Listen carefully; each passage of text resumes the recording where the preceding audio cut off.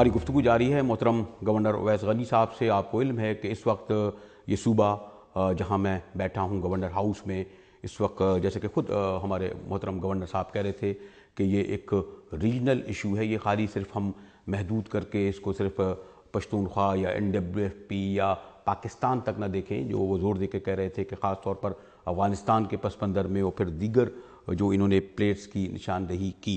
اس سے پہلے کہ میں آخری سوال کروں، ایک سوال اور ذہن میں آتا ہے جو میں نے سوال آپ سے جو پہلے کیا تھا کہ اگر کوئی مرکزی قیادت ہوتی، ان کا کوئی منشور پروگرام، ایک لیڈر ہوتا تو آپ انہیں دعوت دیتے، انہیں انگیج کرتے، ڈائیلاگ کرتے، جیسے کہ آپ نفاذ شریعت کی قیادت سے کر رہے ہیں. باقی لوگ جو ہیں آپ سمجھتے ہیں کہ جو مختلف ناموں سے، اول تو کچھ لوگ سمجھتے ہیں نہیں یہ فیک نام ہے، کوئی کہتا ہے جی میں، کوئی ملا عمر صاحب ہیں وہ فون کر کے کہتے ہیں میں نے یہ کیا، کوئی مسلم کہتے ہیں، کوئی اور کرتے ہیں. تو میں صرف یہ تھا کہ اگر وہ لوگ ہیں اور جس طرح آپ نے انہیں انگیج کیا، کیا وہ لوگ اتنی دور تک جا چکے ہیں کہ انہیں آپ انگیج ڈائیلاگ پر نہیں کر سکتے یا وہ ہیں ہی نہیں؟ نہیں جناب، اس پیریڈ میں ہم نے سب سے انگیج کیا ہے. اچھا، سب سے انگیج کیا اور ابھی بھی انگیجمنٹ جاری ہے، لیکن وہ فرق صاف نظر آ رہا ہے کون واقعی مخلص ہیں اس کے لیے، نظام عدل اور شریعہ کے لیے، کون نہیں ہے. وہ فرق عوام کو بھی نظر آنے لگا ہے. ٹھیک ہے، اب عوام بھی اس میں فرق کرنے لگی ہے، اور عوام جو ہے وہ شریعہ نظام عدل کو جو ہے جو سپورٹ کری، ان کو فل سپورٹ، بھرپور سپورٹ دے رہی ہے، اور ان کے خلاف جو ہے جو تشدد کرنا چاہتے ہیں، ایک وار لارڈزم کرنا چاہتے ہیں، اپنا تسلط قائم کرنا چاہتے ہیں، اس کے خلاف عوام اس کے خلاف ہے. گورنر صاحب ایک سوال جو آخری سوال یہ ہے کہ آپ نے بھی کہا کہ ان کی تعداد 15,000 ہے، لیکن تواتر سے 15,000 یا 20,000 غیر ملکی میڈیا اور ہمارے یہاں یعنی بدقسمتی سے کچھ ہمارا انفلوئنس ہو کے ہمارا لوکل میڈیا بھی، بلکہ کراچی لاہور میں بھی گفتگو شاید یہ ہوتی ہے، حالانکہ شاید جس کی طرف آپ نے بھی اشارہ کیا اور ذہن میں بھی ہوتا ہے کہ نیپال جیسی کیسی اسٹیٹ ہے اور سری لنکا کتنی مضبوط اسٹیٹ ہے، اس کے مقابلے میں کوئی پاکستان بنانا اسٹیٹ تو نہیں ہے کہ 10-15,000 20,000 لوگ لمبے لمبے بالوں والے گلے میں بندوقیں ڈالے، وہ کہتے ہیں جی یہاں سے اتریں گے اور دیر میں آئیں گے اور پھر مردان پر آئیں گے اور پھر پشاور میں دستک دے رہے ہوں گے.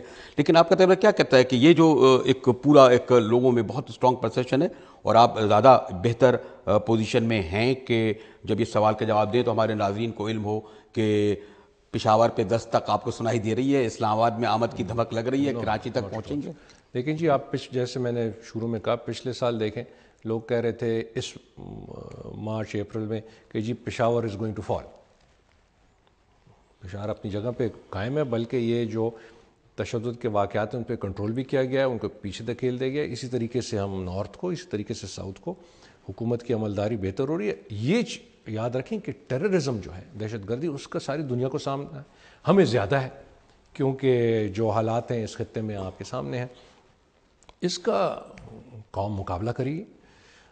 یہ میں نہیں کہتا کہ آگے مستقبل میں کوئی واقعہ نہیں ہوگا، ضرور ہوگا، لیکن دیکھیں جی ایک چیز یاد رکھیں کہ قومیں وہ ہوتی ہیں، ہر قوم جو ہے مختلف ادوار پہ چیلنجز آتے ہیں. امریکہ دیکھ لیں، سول وار بھی ہوا وہاں پہ، بہت بھیانک سول وار ہوا وغیرہ، 2 جنگ عظیمیں بھی جو ہیں وہ بھی لڑی گئیں یورپ وغیرہ میں، تباہی ہوئی وہاں پہ.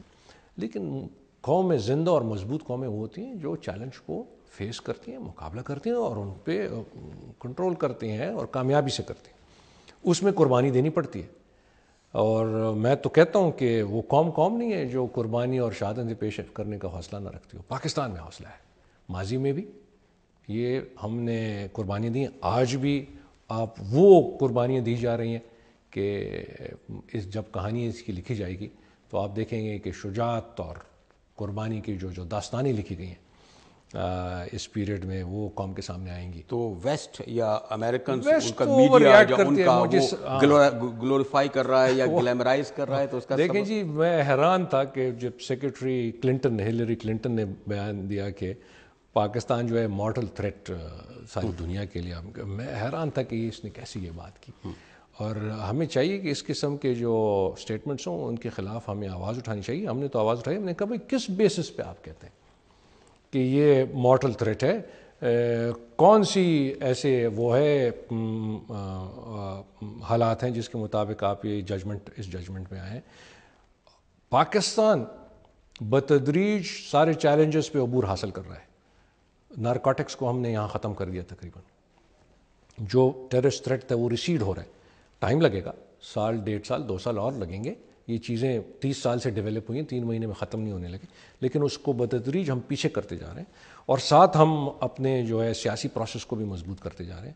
اس کے برعکس ہم افغانستان دیکھتے ہیں تو افغانستان نارکو اسٹیٹ بن گیا ہے.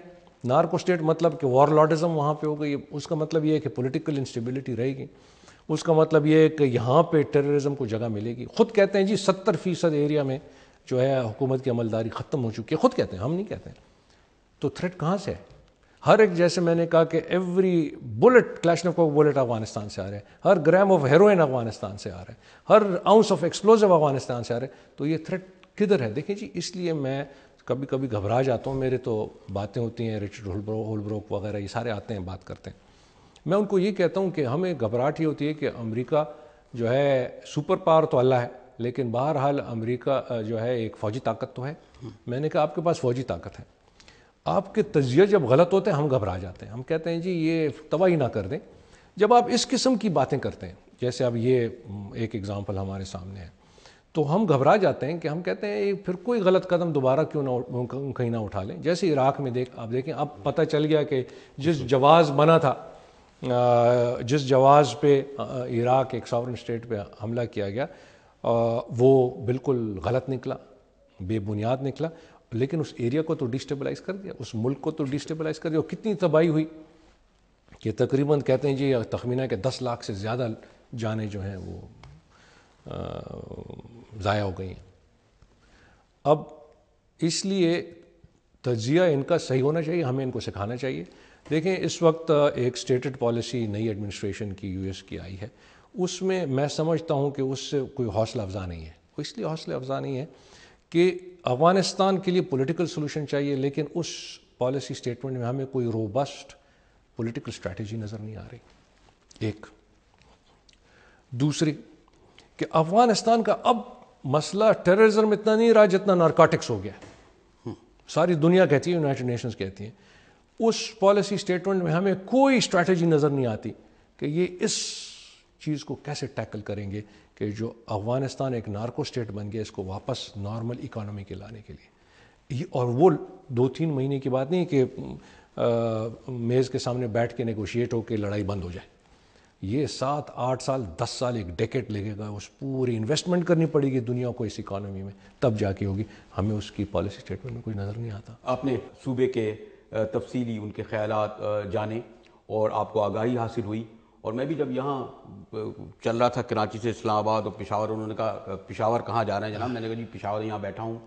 گورنر صاحب کی گفتگو اور پھر یہ جو بات ہے کہ پاکستان کی ماشاءاللہ حکومت, یہاں کی ریاست, یہاں کے ادارے, یہاں کے لوگ ماضی میں بڑے بڑے بحرانوں سے گزرے ہیں, انہوں نے مقابلہ کیا ہے. میں گورنر صاحب کے ساتھ بیٹھا ہوں اور ابھی جا کے دیکھیں جی چپل کباب بھی جا کے کھاؤں گا, نمک منڈی میں بھی, باقی ایریے میں بھی جاؤں گا. میں گورنر صاحب کا شکریہ ادا کرتا ہوں اور کہ ان کی گفتگو سے مجھے آگاہی حاصل ہوئی اور آپ ناظرین کو آگاہی حاصل ہوگی کہ اس وقت یہاں کی تازہ ترین صورتحال کیا ہے, جس میں امید زیادہ ہے, مثبت سوچ زیادہ ہے. اور امید اور مثبت سوچ ہمیں اس لیے رکھنی چاہیے کہ بہرحال یہ ملک رہنے کے لیے ہے. Thank you G.